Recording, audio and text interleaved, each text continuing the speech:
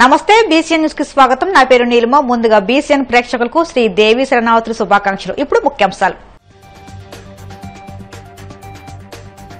పర్యాటక రంగానికి పారిశ్రామిక హోదా కల్పిస్తున్నట్లు సీఎం చంద్రబాబు కీలక ప్రకటన. విజయవాడ దసరా ఉత్సవాలను మైసూరు స్థాయిలో ఘనంగా నిర్వహిస్తామని వెల్లడి.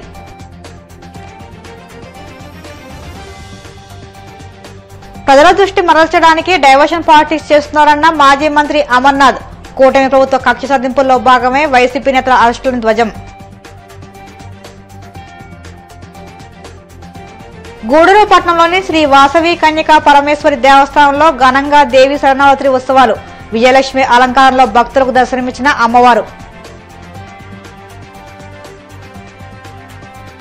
తిరుమల శ్రీవారిని దర్శించుకున్న తెలంగాణ మంత్రి ఉత్తమ్ కుమార్. ఆలయ మర్యాదలతో స్వాగతం పలికిన అధికారులు. పర్యాటక రంగంతోనే రాష్ట్రంలో సమూల మార్పులు తీసుకువచ్చి ఆంధ్రప్రదేశ్ ను స్వర్ణాంధ్రగా తీర్చిదిద్దడమే తమ ప్రభుత్వ లక్ష్యమని ముఖ్యమంత్రి చంద్రబాబు స్పష్టం చేశారు. పర్యాటక రంగం ద్వారా పెద్ద ఎత్తున ఉపాధి అవకాశాలు సృష్టించి రాష్ట్ర ఆర్థిక వ్యవస్థను బలోపేతం చేస్తామని ఆయన ధీమా వ్యక్తం చేశారు. ప్రపంచ పర్యాటక దినోత్సవాన్ని పురస్కరించుకుని విజయవాడలోని తుమ్మలపల్లి కళాక్షేత్రంలో జరిగిన కార్యక్రమంలో ఆయన ముఖ్య అతిథిగా పాల్గొని ప్రసంగించారు. ఈ సందర్భంగా పర్యాటక రంగానికి పారిశ్రామిక హోదా కల్పిస్తున్నట్లు కీలక ప్రకటన చేశారు. కూటమి ప్రభుత్వం అధికారంలోకి వచ్చిన వెంటనే పర్యాటక ప్రాజెక్టులను ప్రోత్సహించేందుకు ఈ నిర్ణయం తీసుకున్నామని చంద్రబాబు తెలిపారు. 1970లో United Nations World Tourism Organization స్థాపించి ప్రతి సంవత్సరం సెప్టెంబర్ 27న టూరిజం డేగా జరుపుకోవాలని చెప్పి నిర్ణయించారు. అంటే దీనికి కారణం టూరిజాన్ని ప్రమోట్ చేయాలని. అందుకనే మనం ఒకసారి చూస్తే సంవత్సరం ఒక థీమ్ తీసుకుంటున్నారు. 2025 థీమ్ వచ్చి tourism and sustainable transformation. Tourism ద్వారా ట్రాన్స్ఫర్మేషన్ ఏ విధంగా తీసుకురావడానికి థీమ్ పెట్టుకున్నారు. ఈరోజు ఈ థీమ్ యొక్క ముఖ్య ఉద్దేశం మనం ఆలోచిస్తే పర్యాటక రంగాన్ని ఒకవైపు అభివృద్ధి చేస్తున్నాయి, పర్యావరణం, సంస్కృతి, వనరులు కాపాడుకుంటూ సుస్థిరమైన మార్పు తీసుకురావాలనే ఉద్దేశంతో ఈ థీమ్ను తీసుకున్నారు. ఒకప్పుడు టూరిజం అంటే అంత ప్రాధాన్యత ఉండేది కాదు. ఒక్క పుణ్యక్షేత్రాలకే పోయి వచ్చేవాళ్ళం. నేను చిన్నప్పుడు చూసేవాడిని. ఎప్పుడైనా పోతే గుడికి పోయి వస్తే అది ఒక పెద్ద టూరిజం అనుభూతి. చిన్నప్పుడు పిల్లలు కూడా స్కూల్ చదువుకునే రోజుల్లో దేవుని దగ్గరికి పోవడం, దేవుణ్ణి చూడడం, ఆ సందర్భంలో ఆ పక్క ఉండే చుట్టుపక్కల ఉండే షాపింగ్ అవన్నీ చేయడం, ఆ అనుభూతి పెద్ద అనుభూతిగా ఆ రోజు ఉండేది. కానీ ఈరోజు మారిన పరిస్థితులు, ఆర్థిక వ్యవస్థ మారింది. ఆర్థిక వ్యవస్థ మారిన దానివల్ల ఆలోచన విధానం మారింది. ఈరోజు మీరు ఒక్కసారి చూసినప్పుడు దేశాల ఆర్థిక అభివృద్ధిని శాసించే పరిస్థితి టూరిజం శాఖకు వచ్చింది. మకాన్ ఉంది, మాల్దీవులు ఉన్నాయి, హాంకాంగ్, చిన్న ఐలాండ్స్ ఈరోజు ప్రపంచ పర్యాటకులను ఆకర్షించి ఆ దేశం ఆర్థికంగా ఉపాధి కల్పనకు ముందు పోయే పరిస్థితి వచ్చింది. అమెరికాలో మీరు టూరిజం చూస్తే $2.36 ట్రిలియన్ ఎకానమీ టూరిజం వల్ల వస్తుంది. వాళ్ళ పాపులేషన్ మన పాపులేషన్ కంటే తక్కువ. అలాంటి పాపులేషన్ $2.36 ట్రిలియన్ అంటే మన దగ్గర మనం చూస్తే $231 బిలియన్ మాత్రం ఉంది. ప్రధానమంత్రి గారు ప్రతిరోజు చెప్తా ఉంటారు, మనం అందరం టెక్నాలజీ ఏజ్లో ఉన్నాం. టెక్నాలజీ వల్ల చాలా మంది ఉద్యోగాలు తగ్గిపోతాయనుకుంటున్నారు. కానీ టెక్నాలజీని డెవలప్ చేస్తూనే టూరిజం పైన కానీ ఫోకస్ చేస్తే ఎక్కువ ఎంప్లాయ్మెంట్ జనరేషన్ వస్తుంది.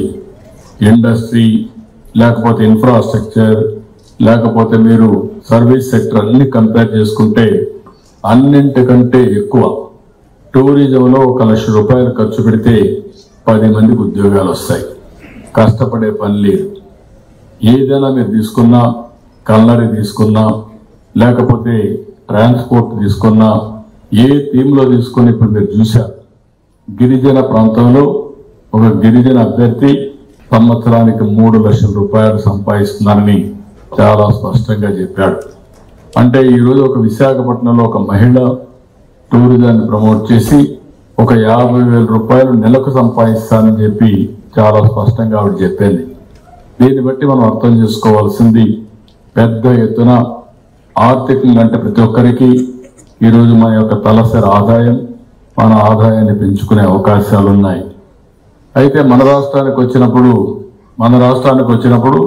చాలా పెద్ద ఎత్తున టూరిజాన్ని ప్రమోట్ చేస్తున్నాం. నేను ఈసారి వస్తానే నేను ఒకటే ఆలోచించాను, టూరిజాన్ని ఇండస్ట్రీ స్టేటస్ ఇచ్చాం. It is a game changer. మొన్నటి వరకు పరిశ్రమలకే ఇచ్చేవాళ్ళం, ఈరోజు హోటల్కి కూడా ఇండస్ట్రీ స్టేటస్ ఇచ్చాం, ఇండస్ట్రియల్ ఇన్సెంటివ్స్ ఇస్తున్నాం, ప్రత్యేకమైన ప్యాకేజీలు ఇచ్చామని చెప్పి కూడా మీకు తెలియజేస్తున్నా.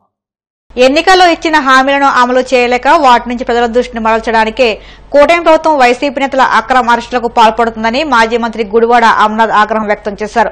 లిక్కర్ కేసులో ప్రభుత్వం అక్రమంగా అరెస్టు చేసిన ఎంపీ మిథున్ రెడ్డిని రాజమండ్రి కేంద్ర కారాగారంలో పరామర్శించిన అనంతరం ఆయన మీడియాతో మాట్లాడుతూ ఎలాంటి ఆధారాలు లేకపోయినా మిథున్ రెడ్డిని అరెస్టు చేసి 65 రోజులుగా జైల్లో ఉంచడంపై మండిపడ్డారు.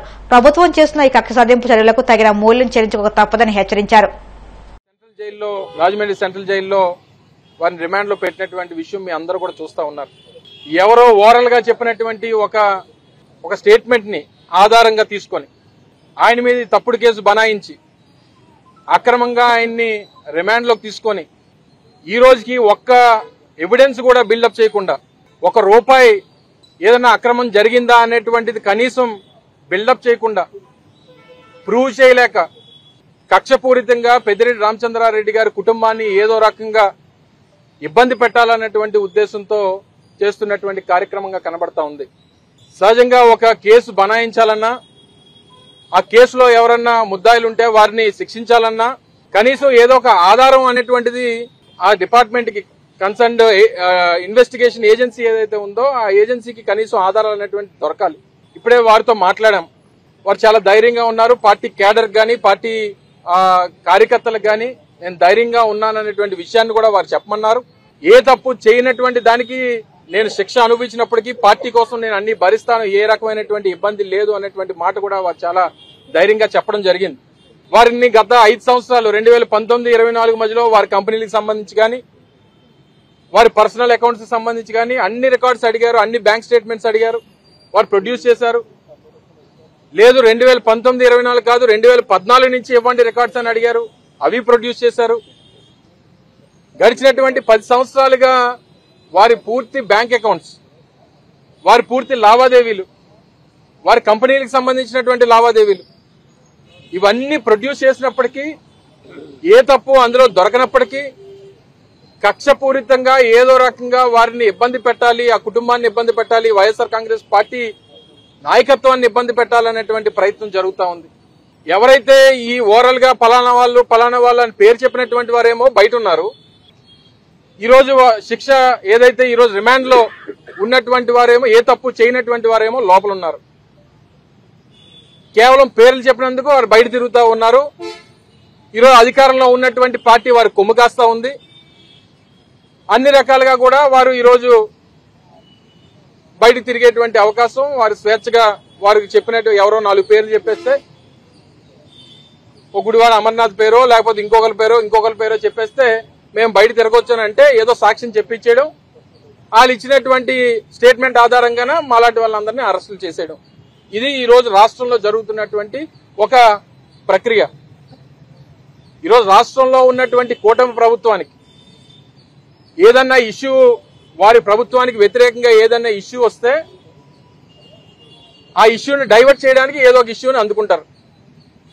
అది లిక్కర్ కేసు అంటారు, లేకపోతే లడ్డు అంటారు, లేకపోతే తిరుపతి లడ్డు అంటారు, లేకపోతే రకరకాలైనటువంటి ఇష్యూస్. యూరియా ఇష్యూ బయటకు వస్తే ఒక డైవర్షన్, విజయవాడ ఫ్లడ్స్ వస్తే ఒక డైవర్షన్. ఇలా వారికి డైవర్షన్ కావాల్సినటువంటి ప్రతి సమయంలో ఎవరొకరి మీద కేసు పెట్టడం, వాళ్ళని ఇరికించడం, వాళ్ళని బంధించడం, ప్రజల తాలూకా ఉద్దేశాన్ని మార్చాలనేటువంటి ప్రయత్నం ఈరోజు రాష్ట్రంలో జరుగుతూ ఉంది. మొన్న చూసాం బాలకృష్ణ గారు మాట్లాడినటువంటి మాటలు. ఇప్పుడు దానికి ఏదో సబ్జెక్ట్ ఎత్తుక్కుంటారు వాళ్ళు. రాష్ట్రంలో గడిచినటువంటి 48 గంటలుగా రాష్ట్రంలో బాలకృష్ణ చేసినటువంటి వ్యాఖ్యలు ఏ రకమైనటువంటి దుమారాన్ని లేపాయో 2 రాష్ట్రాల్లో తెలుగు ప్రజలందరి మధ్యలో అనేటువంటిది మనం చూసాం. తక్షణమే దానికి చిరంజీవి గారు ఇచ్చినటువంటి సమాధానాన్ని చూసాం. మా నాయకుడు జగన్మోహన్ రెడ్డి గారి మీద చేసినటువంటి వ్యాఖ్యలకి వైఎస్ఆర్ కాంగ్రెస్ పార్టీ నాయకత్వం చేస్తున్నటువంటి ఆందోళన చూశారు. ఈరోజు రాష్ట్ర వ్యాప్తంగా దాని మీద పెద్ద ఎత్తున చర్చ జరుగుతూ ఉంది. దాన్ని ఏ రకంగా డైవర్ట్ చేయాలంటే ఇంకో ఇద్దరిని ఎవరినో పేర్లు తీసుకొని వచ్చి వాళ్ళిద్దరిని ఎవరినో వేసేయడం, బాలకృష్ణ సబ్జెక్ట్ ని డైవర్ట్ చేయాలనేటువంటి ప్రయత్నం జరుగుతుంది. యూరియా గురించి వస్తే ఒక సబ్జెక్ట్ డైవర్షను, బాలకృష్ణ గురించి వస్తే ఒక సబ్జెక్ట్ డైవర్షను, విజయవాడ వరదలు వస్తే ఒక సబ్జెక్ట్ డైవర్షను, తిరుపతి లడ్డూ గురించి ఒక సబ్జెక్ట్ వస్తే అదొక డైవర్షను. ఇవన్నీ కూడా చూసిన తర్వాత ఈరోజు మిథున్ రెడ్డి గారిని కలిసాం.